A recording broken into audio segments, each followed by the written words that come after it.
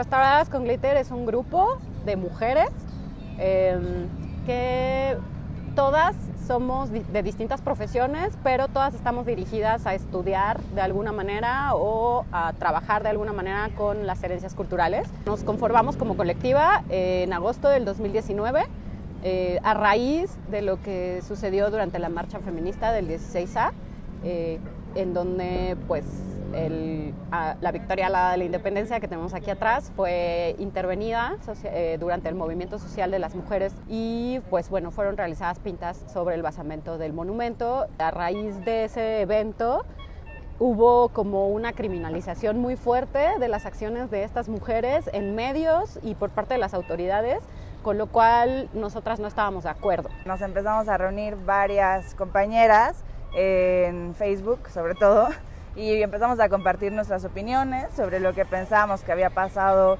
con respecto a la criminalización de la protesta, de algo que nosotras consideramos que es completamente legítimo, y decidimos organizarnos para redactar un textito, que después ese textito se convirtió en nuestra carta pues fundadora de la colectiva y que entregamos a las autoridades el 21 de agosto de 2019, en la cual pues exponíamos diferentes puntos de vista que teníamos con respecto a toda la situación, tanto al estado actual del basamento de la independencia como a la criminalización de la protesta. Entonces ahí sacamos pues 5 puntos específicos.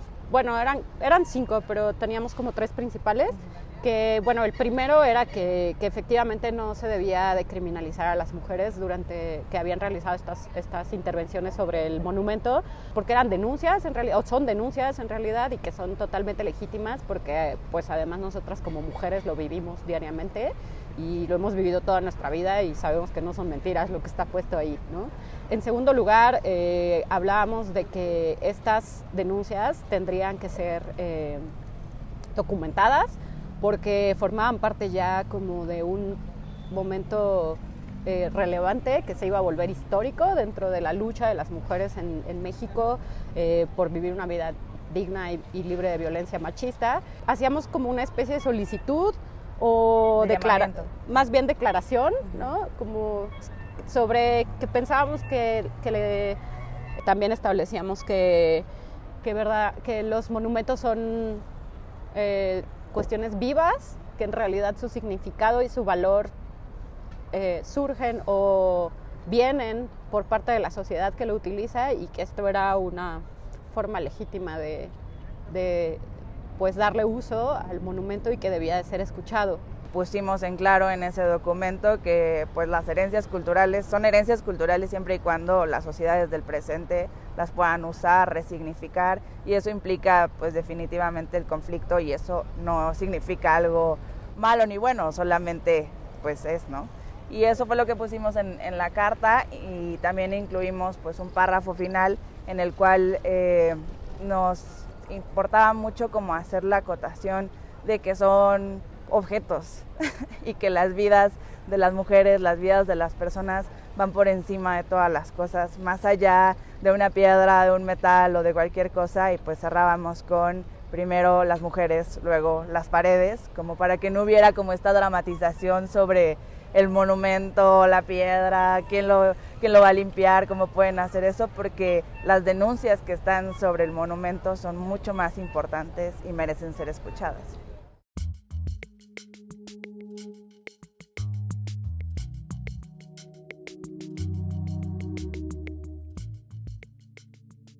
A nosotras nos importaba mucho como poner nuestra voz con respecto a lo que había sucedido, pero no calculamos el impacto que eso tendría.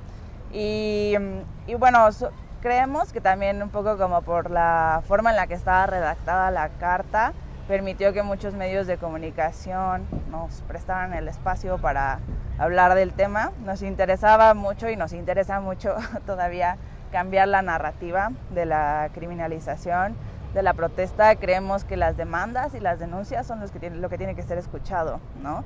Y pues sí, o sea, nos dieron cierta credibilidad y los micrófonos porque nos presentamos como especialistas de las herencias culturales, de lo patrimonial, de todas estas disciplinas a las que nos dedicamos y creemos que en realidad ese rollo, ¿no? Como de esa carta de presentación fue lo que nos permitió contar con esos espacios en los cuales pues intentamos contribuir a decir esto es lo que tiene que ser escuchado y no el drama de la piedra y la pintura y todas esas cosas que estaban antes, ¿no? Sí, para mí es loquísimo, porque no todas, porque somos muchísimas, ¿no? Bueno, fuimos en ese momento muchísimas mujeres las que redactamos esa carta en conjunto. Yo personalmente, por ejemplo, nunca había tenido ni un solo contacto con el feminismo. O sea, para mí el feminismo era algo que existía allá, ¿no? Y ni siquiera, nunca, no me había ni siquiera cuestionado, no me había acercado a la problemática jamás. Y yo creo que como yo, varias. Y había otras chicas que sí ya llevaban como un tiempo, pues más como poniendo atención a estos temas. Entonces, creo que en realidad yo no sé qué pasó. Sí sé qué pasó, pasaron muchas cosas. Pero en realidad cuando yo participé estoy hablando personalmente, pero cuando yo entré al grupo y empezamos a explorar la idea de hacer algo respecto a lo que estaba pasando, ni siquiera sabíamos qué era lo que queríamos hacer. Obviamente hubo ideas como, bueno, pues para que las dejen de molestar, vamos a limpiar nosotras el ángel, ¿no? Y entonces ahí fue, yo fui una de las que dije eso, ¿no? Y entonces ahí fueron las más jóvenes y las que traían también ya más contacto con el feminismo, las que dijeron, no, ¿por qué vas a ir a hacer eso? Tú no puedes participar de la censura, ¿no? Y entonces fue maravilloso porque haciendo toda esta reflexión, intercambiando opiniones y manteniendo el diálogo, como que llegamos a esta conclusión de no creímos, necesitamos hacer algo en el sentido de queremos ser las voceras o queremos representar esta lucha. No, cuando dijimos necesitamos hacer algo era porque verdaderamente lo necesitábamos. O sea, como seres humanos, o sea, como mujeres. E incluso fue al principio, pero ¿a quién le va a importar? ¿Tú crees que alguien nos va a escuchar? Esto en realidad no va a no sirve de nada, ¿no? O sea, esas eran pues sí, los sentir, pensares iniciales respecto a nuestra carta, pero yo lo sentí como una especie de catarsis, o sea, necesito decir algo respecto a esto, porque no me parece justo de todo lo que estoy viendo y todo lo que está pasando. Yo creo que así fue para muchas. Nunca lo hicimos pensando en abanderar nada, ni en el impacto que iba a tener, de verdad no lo teníamos contemplado para nada.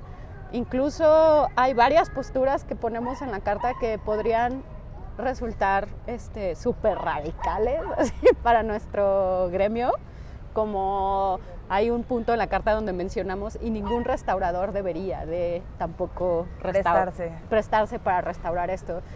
Y me acuerdo que cuando lo sugeríamos, cuando construíamos la carta, había gente que decía, pero de verdad vamos a poner eso, ¿cómo crees? O sea, ¿por qué no? ¿No? Así y nuestra excusa siempre era, nadie nos va a hacer caso, tú ponlo. La ingenuidad nos llevó muy lejos. Sí. Así de, no importa, nadie va a leer esto, ¿no?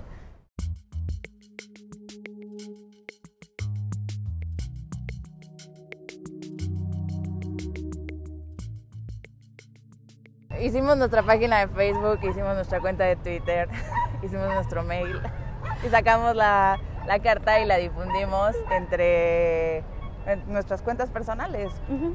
Al día siguiente ya teníamos programadas no sé cuántas entrevistas en la tele, en el radio, para periódicos, de todo, páginas de internet.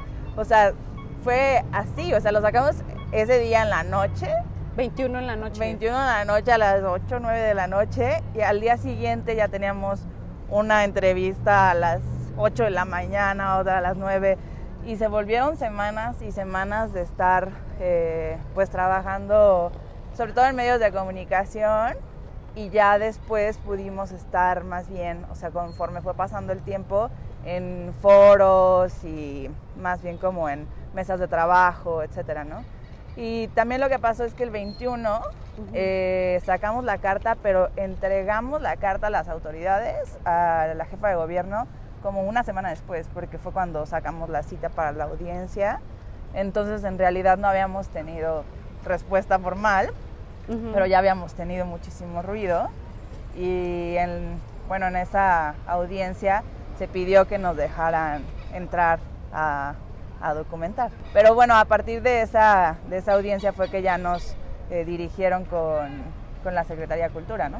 Sí, toda esa primera parte fue loquísima porque de pronto nuestra carta decía muchas cosas que de verdad solo era como nuestro, ¿no? Así expresarnos.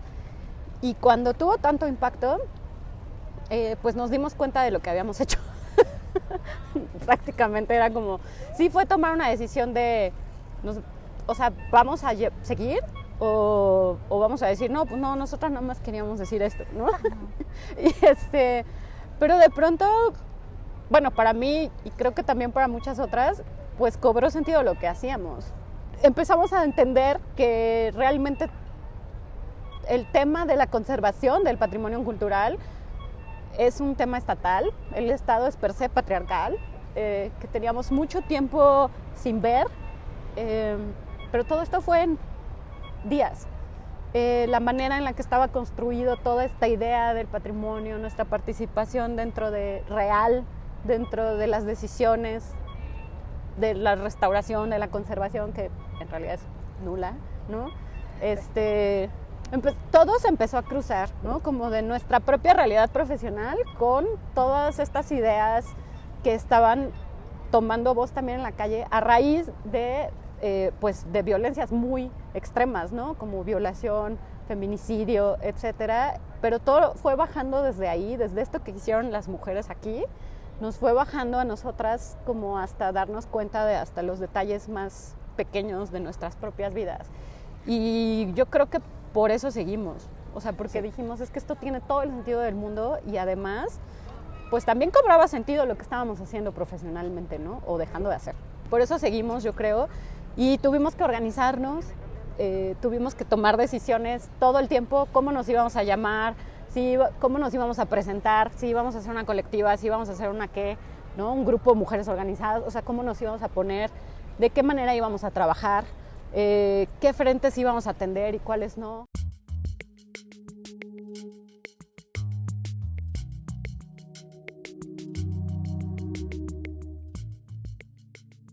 La parte del glitter surge de justo la manifestación previa a la del 16A, que sucede en las instalaciones de la Procuraduría de Seguridad, me parece, pública del Distrito Federal, no me sé los nombres bien, ¿no? Y ahí un grupo de mujeres van a protestar por lo de la violación de esta chica en Azcapotzalco por parte de la policía. Y la respuesta que dan las autoridades es verdaderamente lamentable. El procurador sale a decir una serie sarta de tonterías, por no decir más feo. Y pues estas mujeres se enojan y empiezan a hacer justo acción directa en las instalaciones de la Procuraduría. Pero una de las cosas que además hacen es aventarle como un puñado o una bolsa de brillantina, pues rosa, morada, más o menos, al procurador encima, ¿no? Y entonces queda bañado de esta diamantina morada. Glitter es la palabra en inglés para la brillantina. Y se vuelve más como un símbolo, en realidad, porque en realidad hacen un drama al respecto, ¿no? Incluso la gobernadora de la Ciudad de México sale a decir que pudo haber atentado contra su vida porque lo pudo haber inhalado, y, ¿no? Sale a decir una serie de cosas respecto al tema de la diamantina. Y pues empieza a ser también broma, ¿no? Se empieza a hacer como parodia de la situación, también dentro del feminismo.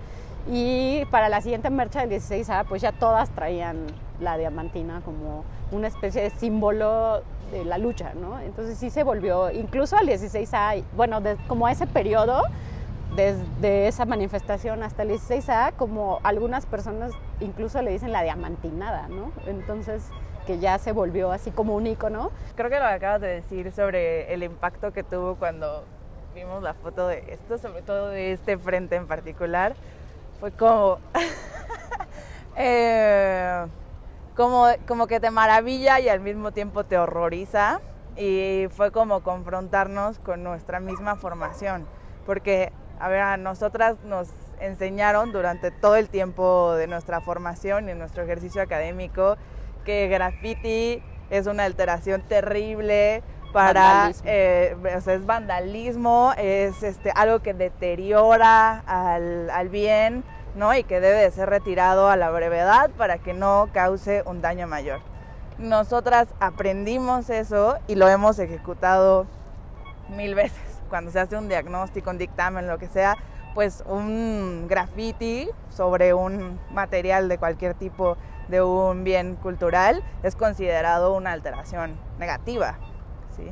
Entonces, cuando nosotras vemos esto y leemos los mensajes que están ahí, nosotras decimos, pues es que en realidad lo que queremos es que esos mensajes se lean y no es un deterioro. Deterioro es lo que está pasando como con nuestra sociedad, ¿no?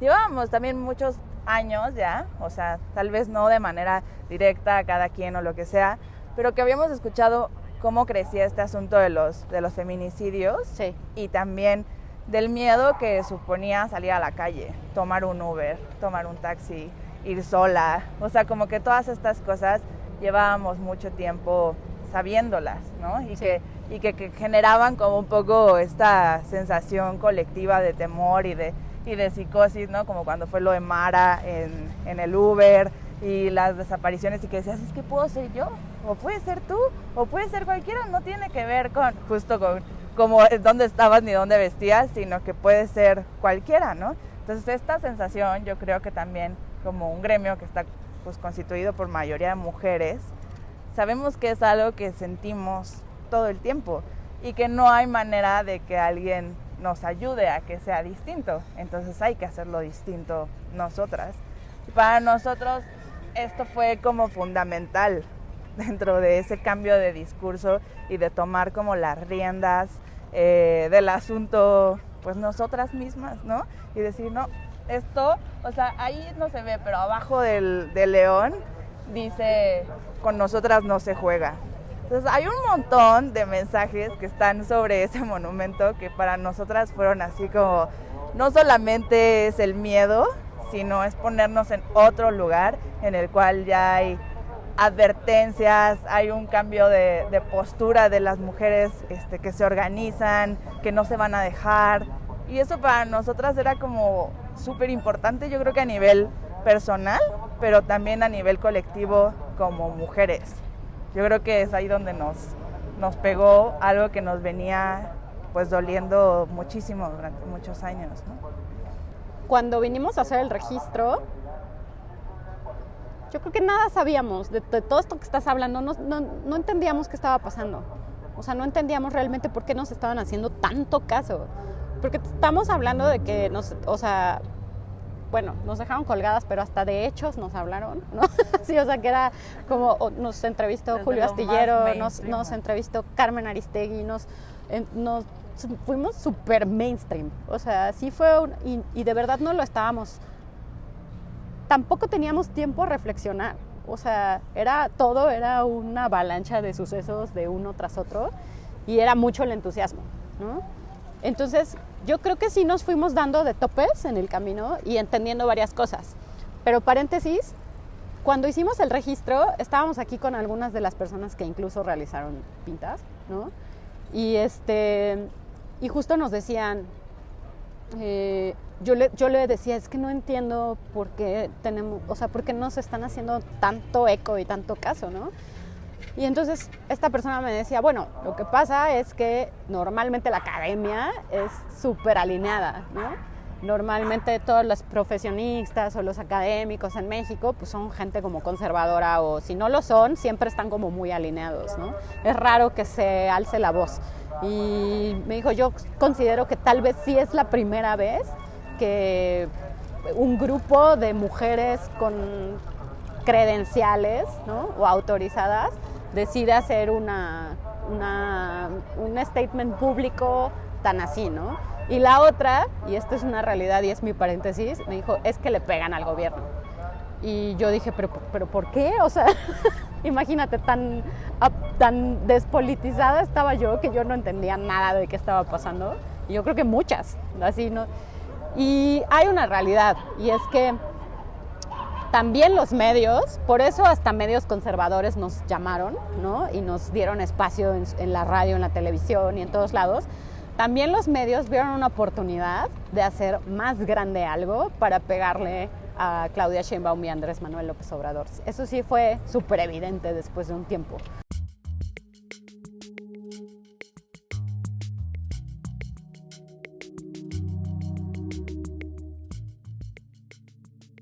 Cómo se expone que hay una crisis muy profunda de Estado en cuanto a sus diferentes niveles, pero que justamente la fuerza que se encarga de proteger a las y los ciudadanos sea quien las violente y los violente, y que quede así expuesto, porque algo que es muy importante decir de lo del caso de la compañera de Azcapotzalco es que sus datos personales fueron publicados y los datos de los policías nunca salieron y además no fueron cesados de su actividad, o sea, seguían en el cargo y no se habían ni siquiera abierto las carpetas de investigación.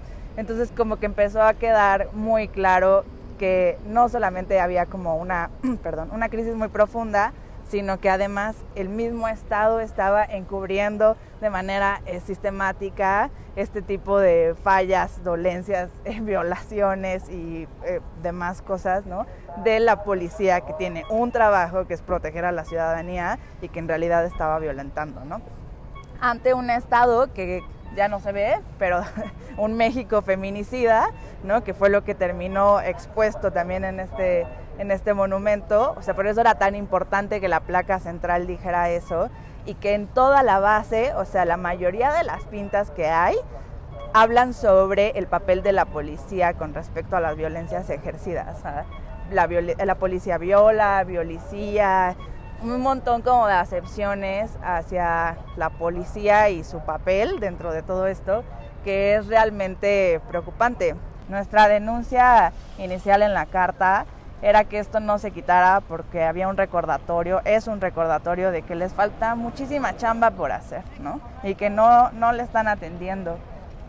Y ahora vemos que el índice de feminicidios es mayor, que nada más de enero a mayo hubo más de 500 feminicidios. O sea, las cifras son exorbitantes, ¿no? Y la policía sigue estando mezclada en este tipo de crímenes. Entonces yo creo que realmente no debería de ser retirado ninguna de estas pintas, porque habla de una crisis muy profunda y muy grave, ¿no?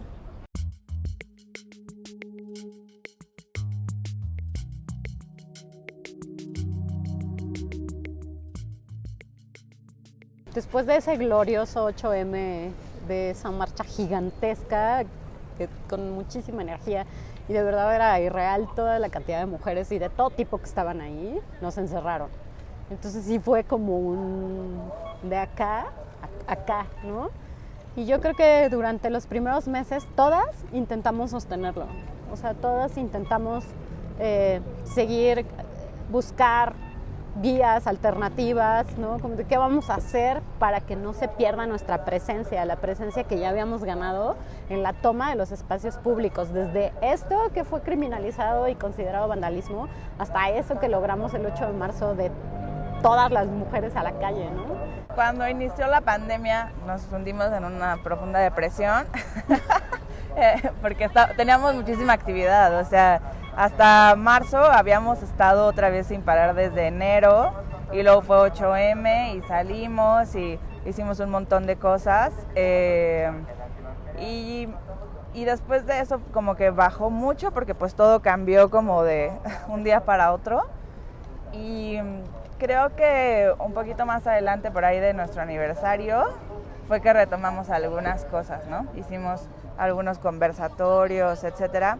Y como se activó esta vida online, eso creo que nos ha permitido pues seguir fortaleciendo las redes con otras compañeras en otros lugares del mundo, incluso donde podemos como establecer pues diálogos y aprender también de otras experiencias y compartir. Entonces digamos que un poco hemos estado centradas como en esas mesas de trabajo quizás pues más disciplinares, académicas o por ahí, discutiendo algunos conceptos que nos parecían necesarios también de reflexionar.